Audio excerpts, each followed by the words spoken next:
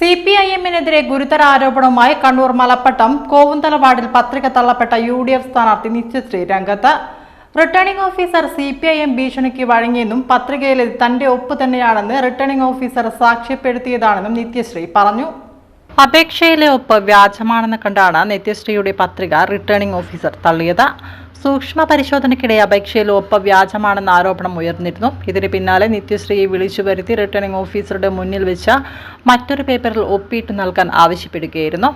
നിത്യശ്രീ സമർപ്പിച്ച നോമിനേഷനിലെ ഒപ്പും ROയുടെ മുന്നിൽ വെച്ച് ഇട്ടു നൽകിയ ഒപ്പും തമ്മിൽ യാതൊരു ബന്ധവുമില്ലെന്ന് കണ്ടെത്തുകയും ഇതോടെ പത്രിക തള്ളുകയുമായിരുന്നുവെന്നാണ് വിവരം.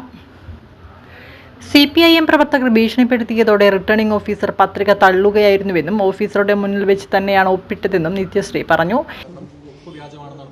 ഒപ്പ് കള്ളൊപ്പ് ഇട്ടിട്ടാണെന്നാണ് പറയുന്നത്. പക്ഷേ ഇന്നലെ ഞാൻ നാമസഭ സഭയ്ക്ക് പോയ വനാധികാരിയുടെ അടുത്ത് തന്നെയായിരുന്നു ഇന്ന് സൂക്ഷ്മ പരിശോധനയ്ക്ക് വേണ്ടി അവർ ഹിയറിങ്ങിന് വിളിച്ചത്.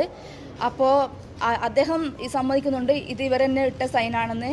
പക്ഷേ CPM ഇത് കള്ളൊപ്പാണ്, ഇത് ഇവരിട്ടതല്ല എന്ന് പറഞ്ഞ് എന്നെ എല്ലാവരും മുന്നിൽ വെച്ച് ആക്ഷേപിച്ചു. പിന്നെ എനിക്ക് വല്ലാത്തൊരു വിഷമം തന്നെ സംഭവിച്ചു. അപ്പം തന്നെ അവരത് റിജക്റ്റ് ചെയ്തു.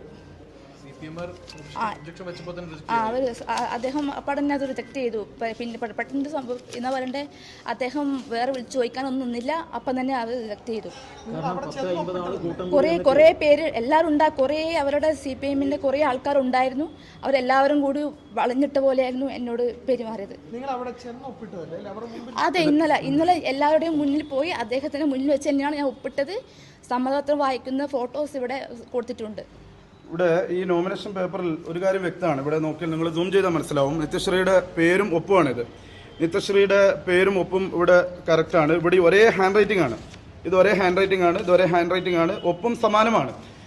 ഡിഗ്രി വിദ്യാഭ്യാസ യോഗ്യതയുള്ള ഒരു സ്ഥാനാർത്ഥിയെ 50ഓളം ആളുകൾ ക്രിമിനൽ സംഘങ്ങൾ വളഞ്ഞു വെച്ച് ROയുടെ ചേംബറിന്റെ ഉള്ളിൽ പോലും കയറിയവർ.